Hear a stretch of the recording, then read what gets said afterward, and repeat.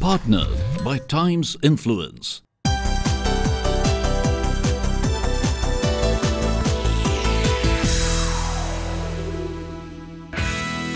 A one-of-its-kind festival changing the landscape of marketing in India.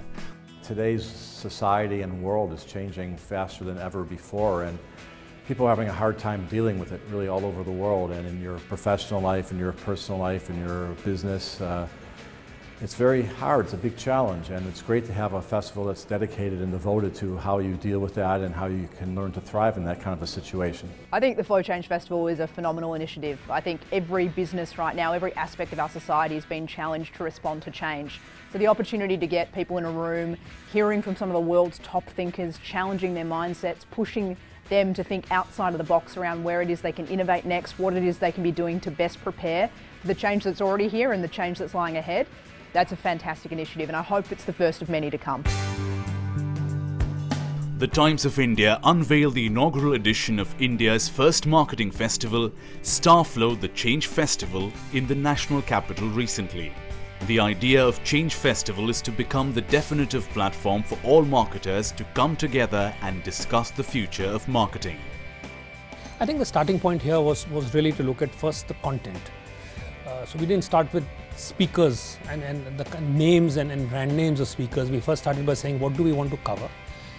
One. Secondly, we said that we must look beyond just marketing. We must look at all that can potentially influence marketing. So we have had a session on the psychology of lies.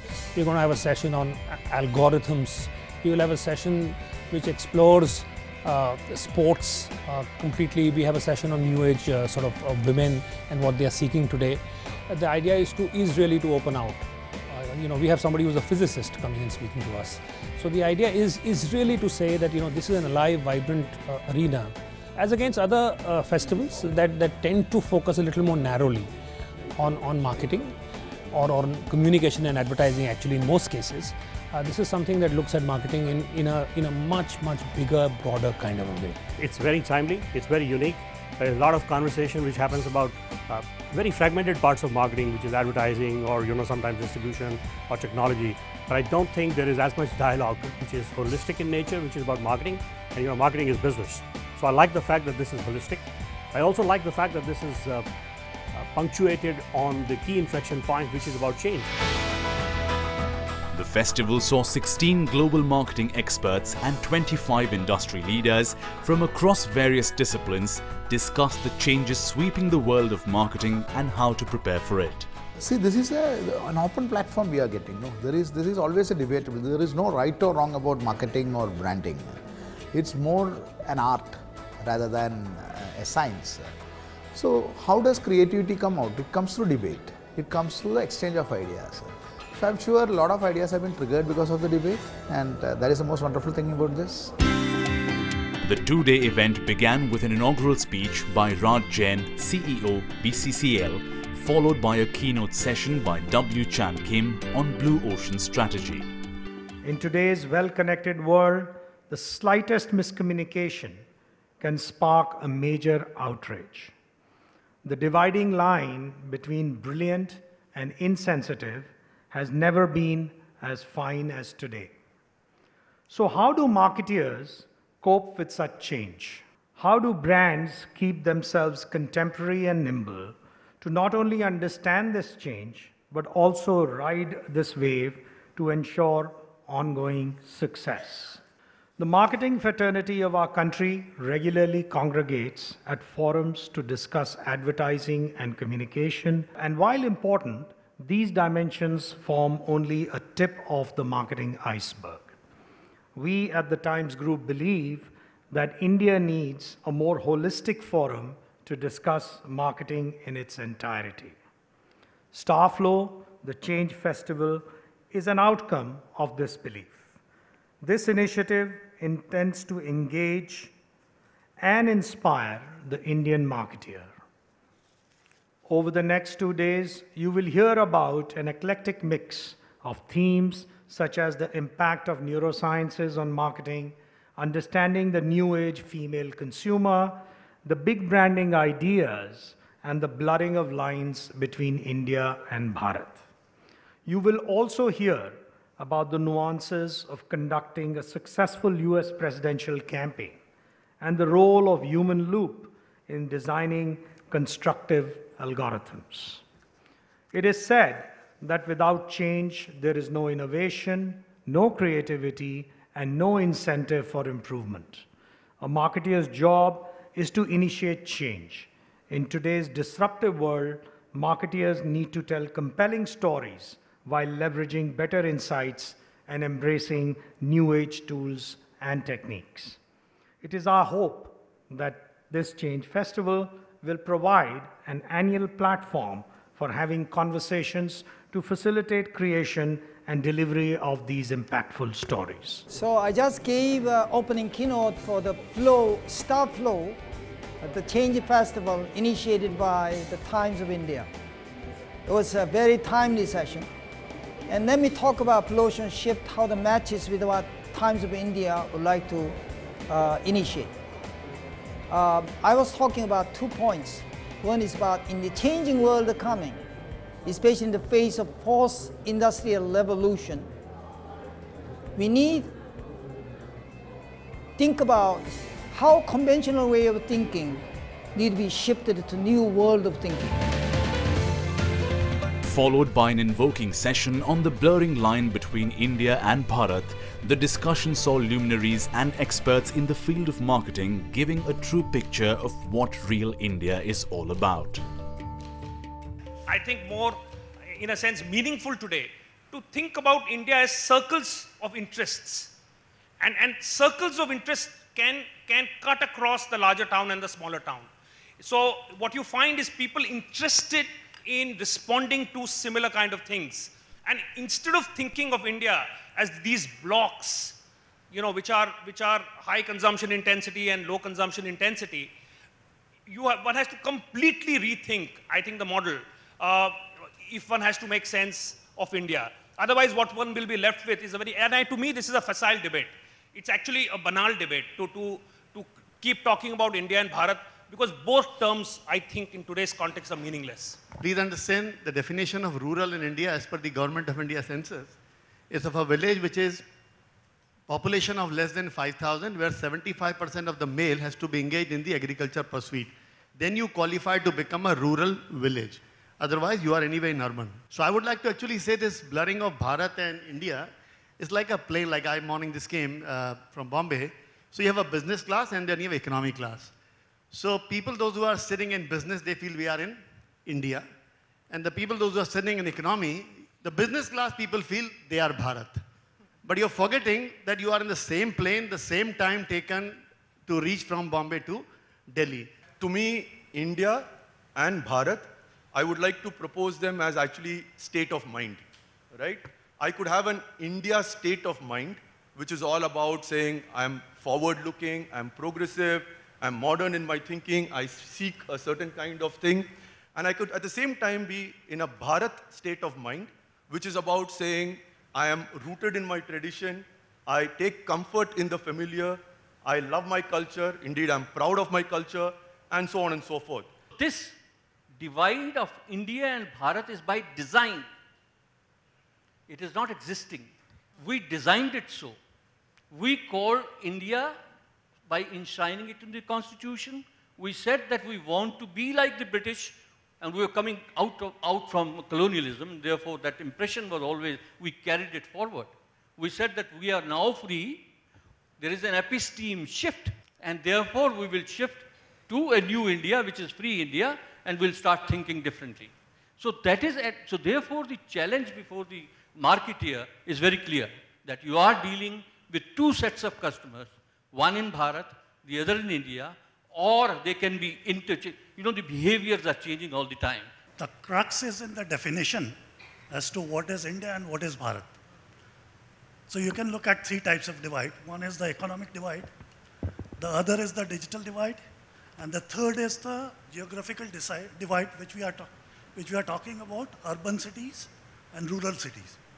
Each one has different definitions of blurring, and within them, they have different definitions in different dimensions. Coming back to the present day, it is not India needs Bharat, India needs India needs Bharat for marketing. Many of you think it's a big market out there, how to tackle it.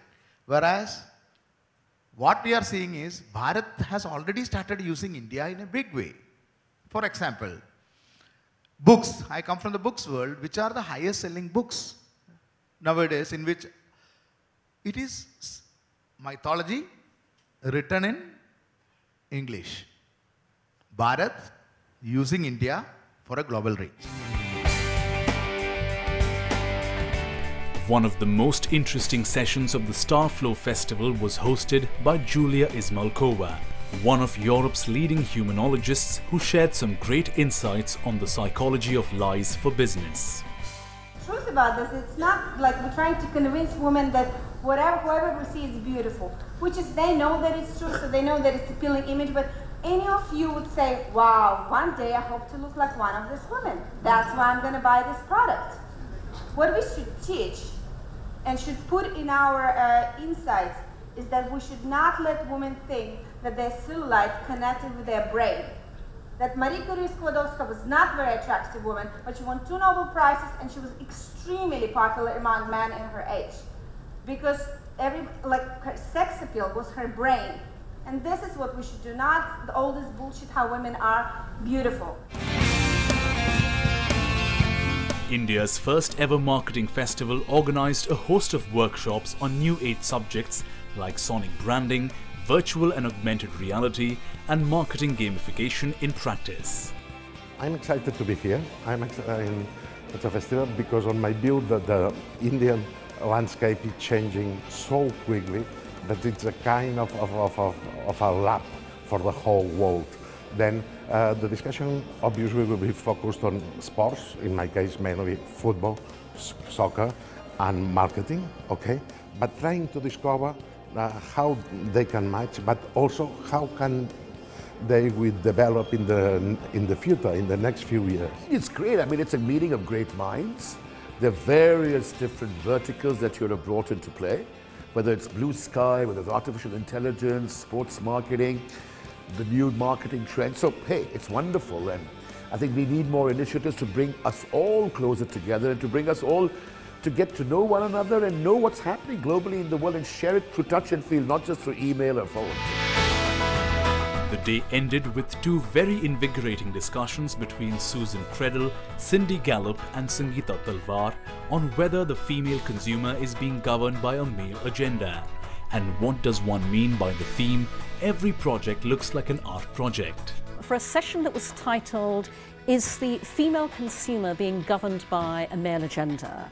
And what we discussed on stage was the issue of how, when the female consumer is a huge force in the economy, tremendously important from a financial perspective, you know, women are the primary consumers of everything, the primary purchasers and influencers of purchase, how this is not currently being reflected in the way that brands speak to them. The world is so transparent today that if you're putting messages out that you're not actually living and breathing inside the company, you're going to get called out eventually. So there's a lot going on that's incredibly interesting for our industry, but you better be aware of what's happening. I think it's also very interesting as we see a new generation coming up, understanding how to market to them, and that includes young women.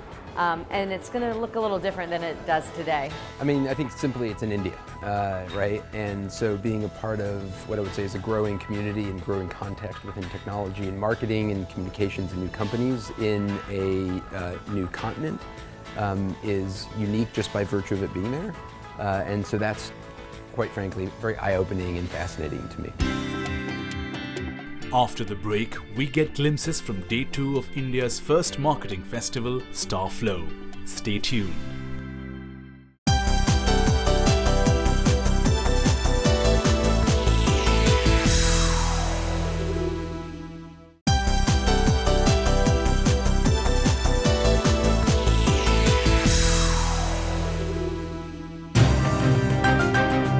Starflow, the Change Festival, puts the spotlight on the future of marketing.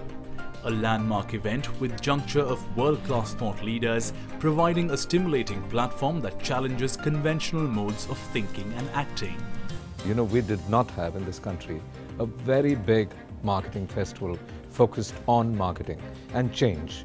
I think you call it the Change Fest, and that's nice because, you know, I think this is a subject which is undergoing a dramatic amount of change. And capturing that change, possibly on a yearly basis, fantastic thing to do. Well, it's a fantastic initiative. I'm very happy to see something very exciting for marketing practitioners. I see a beautiful lineup of speakers, fantastic panelists. Day 2 began with a power-packed session by Roger Fisk, a renowned political, marketing and media strategist, talking about individuals being organizers who need to be activated. My remarks are mainly the 2 Obama campaigns, but what it really comes down to is an intense focus on individuals and constantly asking yourself, where are they living their online lives? What are their aspirations? What are the pressures? What are the responsibilities? And then working backwards, answering questions like, how are they doing their online purchasing? Where are they getting their news? Things like that. And when you answer those questions, if you work backwards from the individual, if you start with the individual and not the product, by the time you work backwards to the product, your way forward of how to engage that individual or that constituency can often be very clear and in some ways very simple. And I knew that what I had been through was relevant to some of these challenges, but now that I've worked on a bunch of really cool, fun projects all over the world, I have proof of concept and that it actually really works. Next up was a panel discussion between industry leaders and entrepreneurs discussing various aspects of classical and new age marketing. As a startup entrepreneur, I mean, you've got to do 360-degree marketing all the time, from marketing to prospective co-founders, prospective employees, investors, and then your customers, right? What's your take on new age marketing versus classical marketing? I think, first of all, we are all prisoners of the old vocabulary that we live in. I think, sometimes knowing too many words kind of makes you bucket these things and these things. According to me, wealth creation always has been about finding and discovering new motivations and making it easy to serve it. As long as you're doing that, you are always going to create wealth, and marketing is nothing different to that. But we are living in an interesting time where there is a chief technology officer in everybody's house, somebody who's between age 12 and 18. And this person is slowly becoming the chief procurement officer of the house also, because this person who understands technology is referred to by doing different things. And that person is not being served by some of the classical marketeers because they tend to always think that this generation is ruined. And I don't know any generation who did not feel that about the next generation. But systematically, they have been smarter. There's a pattern that is emerging right now where you are constantly trying to project anything new that you learn and so on and so forth. So when you have billions of ads running, if your product is not becoming a story that they can make it into an ad and brag about it, in today's world, it's very hard to become a large company. I am the son of middle-class parents who did an MBA from Oxford University and came here to be a comedian. When I moved back to India, I remember an aunt asking me, she says, "Beta, tum kya karte ho?" I said, "Auntie, मैं comedian हूँ, मैं joke सुनाता हूँ." She said, "Beta, joke तो मैं भी सुनाती हूँ. तुम काम क्या करते हो?" But yeah, happy to substitute Deep. Yeah, so what are your thoughts on marketing today versus what it was, say, 10, 15, 20, 30 years ago? You know, frankly speaking, today, I mean, let me address one thing off the top. You might, as an audience, wonder what's a stand-up comedian doing here? So for me, as comedians, we are brands as well. Just like marketers, we have to get our message across to different audiences. Our value proposition and our message doesn't change. Our audiences change. I've performed in 25 different countries. Just like you, we have to grab attention immediately. Today, Facebook, when they measure video views, if it's over 3 seconds, that is considered a view. So in an age of limited attention spans, we also have to grab attention immediately. You get feedback instantly on social media, we get feedback in the audience. From my point of view, I don't differentiate between new age media and old age media. That is a secondary part. I think the base questions of any campaign or communication remain the same. One, what do you want them to think, feel, or do as a result of your communication? And most importantly, why should they give a crap? Nobody has the time. We live in an age of 140 characters. If you cannot get their attention in the first 3 to 7 seconds, they're not there. It's been a wonderful experience. There have been some very insightful sessions. I really liked the Roger Fisk session that we attended earlier. And there was a recent discussion that I just came out of, which was old age marketing versus new age marketing. It was quite insightful. So yeah, it's been a good couple of days. India's first marketing festival aimed at putting the spotlight on the future of marketing, and the next session by Bio Lotto, a globally renowned neuroscientist, made the audience think twice about their current strategies. Basically, the principles that enable us to step into uncertainty. Uncertainty is the very thing that we actually evolved to avoid, and yet it's only by going into uncertainty that we can actually change. So what are those fundamental barriers that block us? And if we could understand them, then not only could we step there, but we could help others to step there. The way he spoke about neuromarketing, and I thought that was very interesting, because that was a learning even for me in the sonic branding space, because we are dealing with music and how it affects human beings and how brands can use music to communicate or create identity. So it was interesting how music could go into the brain and how it could work. So there were, I think, a lot of learnings. You get ahead while staying still. We've continually got to be thinking about what we can do to be changing today in order to adapt and be prepared for tomorrow. So for me, this conversation has probably been never more important than it is right now, particularly because the pace of change has never been happening faster, and we've never had change probably happening on so many frontiers in our society too. So it's absolutely critical for the future success of our businesses we're having this conversation. Another highlight was the session by Kevin Slavin on how algorithms alone cannot shape our world and the role of human loop to design constructive algorithms. The closing session of the fest saw Rebecca Robbins talk about growth amidst change from the perspective of the global luxury industry. I think I had over 20 questions, which were absolutely phenomenal. And it was a complete range of questions. I think one person actually said, can I as an individual be a luxury brand? Which I thought was great. That was a real challenger. Lots of people asking, what are lessons for me as a premium brand? What are the lessons around the area of high net worth? What are the lessons around the shift from brand as product to brand as experience? So yes, congratulations to the audience for some phenomenal, challenging questions. That was wonderful. Broadly speaking, there's a huge amount of investment and push towards automating as many systems as possible, and there's a lot of benefits and reasons to do that. And in general, there are many things that humans can do that machines can do faster and better.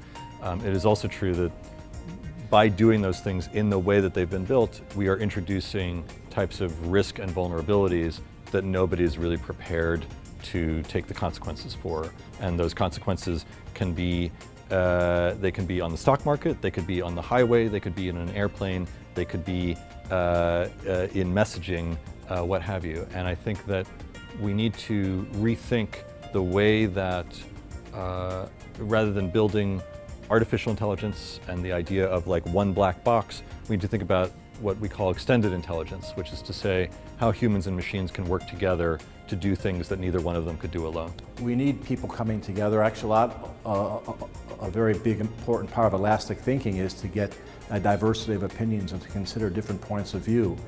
And everybody who comes here can learn from the other points of view and from the speeches about how you deal with change. And they can hopefully take that away back to their businesses and their personal life, and then they can learn better how to deal with it and teach other people. I think the first edition was all about creating something that would set a benchmark and really build a legacy for the coming years.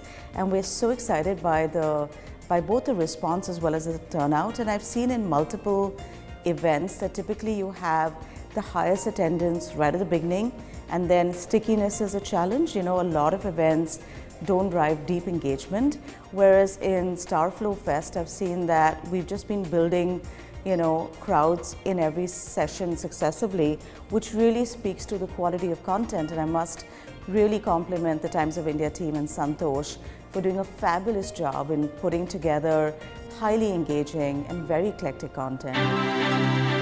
Attended by brand managers to CMOs and CEOs to entrepreneurs and promoters from across the country, the festival left its mark on India's marketing fraternity.